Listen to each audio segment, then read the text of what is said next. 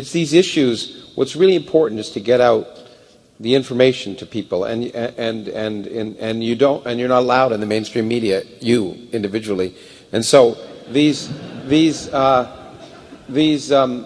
so the history of for example, the votes in the UN I think it's really important to go into them. So, but this is a question from a young person because he says he's a young person, and I think it's important. It relates to the question you just asked. So, it said, "Would you please talk about the bonds between conservative America and Israel?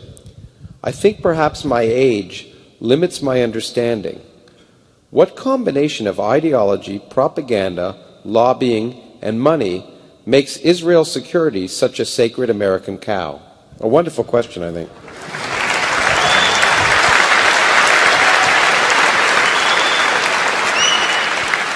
Well, it's a good question, but and these are important factors. I mean, let's start with what's called conservative support from Israel.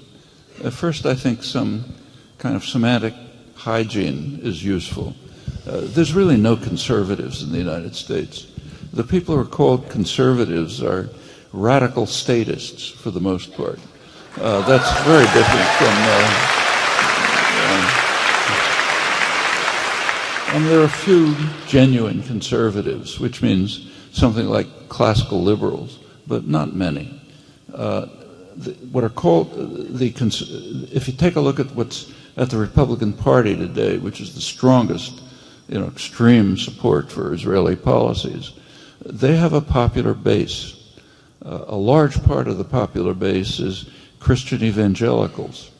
They are passionate supporters of Israeli policies, and they're also extreme anti-Semites.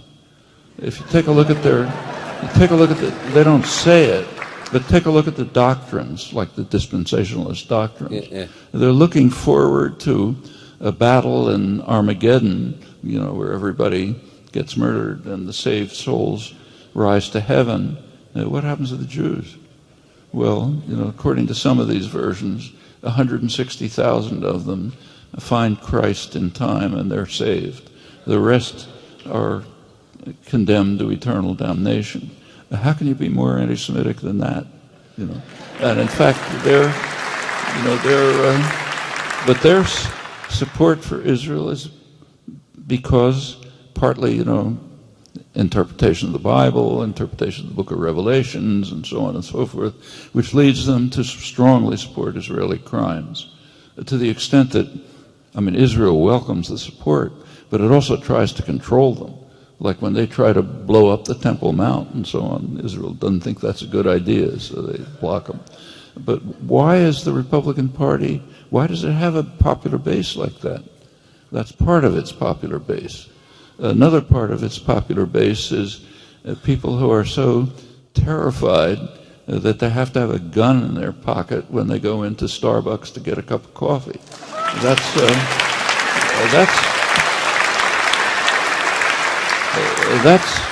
something that goes way back in American history. This has always been a very frightened country, and for pretty understandable reasons. From the very beginning, there were real threats from the people we were suppressing. The Indians could fight back. Black slaves might revolt. After the Haitian Revolution, there's a huge fear. So everybody has to have a gun. We have to protect ourselves. And it goes on and on. Well, that's a large part of the base of the Republican Party. Another part is the nativist element. If you look at the demography of the United States, the white population will soon become a minority. The phrase that's used is, they are taking our country away from us. Yeah. They being all of those bad people. And that's a big part. It's an element in American society. These sectors have been mobilized by the Republicans roughly in the past 20 years for a very good reason. The Republican Party, since about 1995, has stopped being a parliamentary party. It's off the spectrum. They are so dedicated to service to the extreme wealth and corporate power that they cannot get votes by putting forth their own programs. So they've turned to other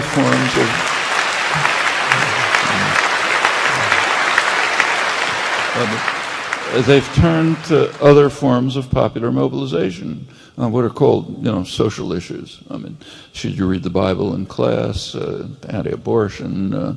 Should you prevent blacks from voting? Whatever it may be. That part of the base is strongly pro-Israel. That's one phenomenon, but there's much more than that. AIPAC, the lobbying organizations, they're important.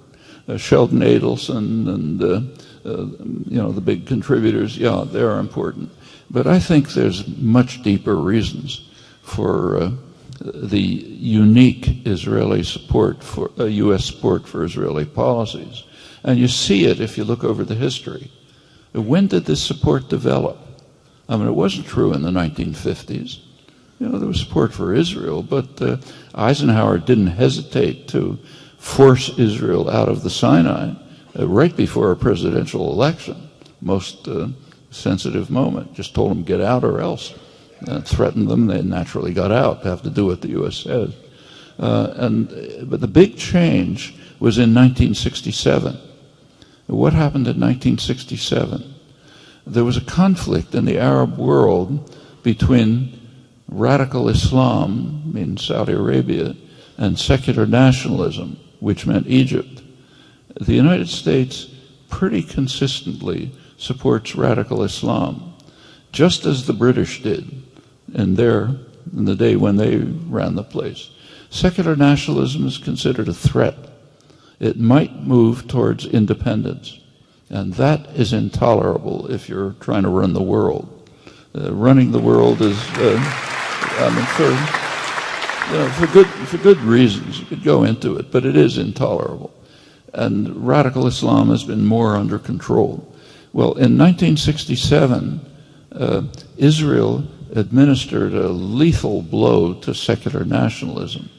They smashed Egypt, which was the center of it. Big gift to Saudi Arabia. In fact, there was a war going on at the time between Saudi Arabia and Egypt, a kind of a proxy war in the Yemen, and Israel settled it in favor of Saudi Arabia, the main U.S. ally, the extremist, most extreme Islamic radical state, but it's where all the oil is, so that's been the U.S. ally since the 1940s. This was a major gift to the United States and its ally. You take a look, that's when American aid to Israel shot up. In 1970, you may recall, there was the government of Jordan initiated a military campaign against the Palestinians in Jordan, a real massacre. It looked for a while as if Syria might move to protect the Palestinians. The U.S. didn't want that. The U.S. was completely embroiled at that time in Southeast Asia, couldn't do a thing. It asked Israel to mobilize its forces to compel Syria to withdraw. They did, and the U.S. aid to Israel quadrupled that year. And so it continues. There's a very close strategic alliance.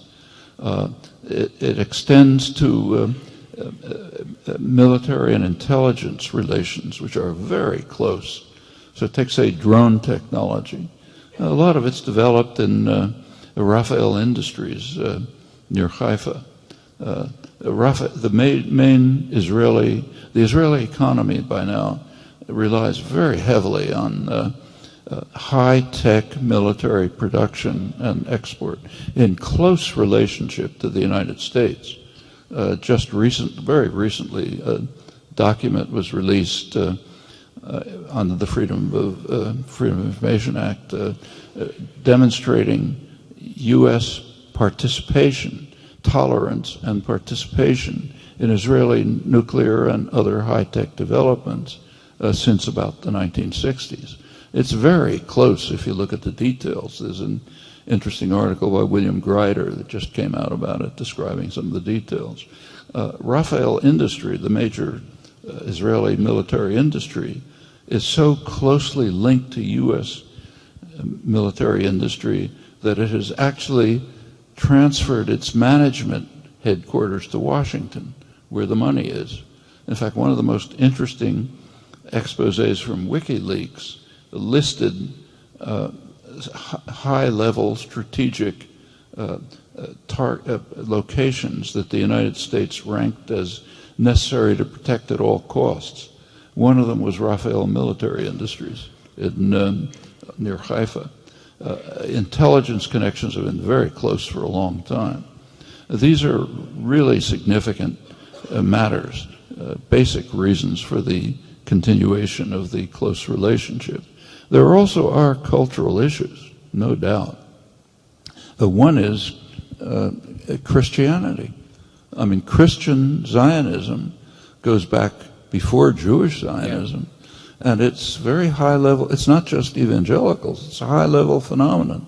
Lord Balfour, Woodrow Wilson, more evidence that what you believe affects your actions. It does. I mean, for them, these are Bible, people read the Bible every morning. It's God said that the Jews have to go back to the land of Palestine, land of Israel. Okay, we've got to do it. This is a strong element in high-level U.S. policy. Then there's the popular base, like evangelical Christianity, mostly incidentally since about 1950. There's another relation which I can't prove. You can think about it. It seems to me possible. The United States is a settler colonial society. That's a special form of imperialism.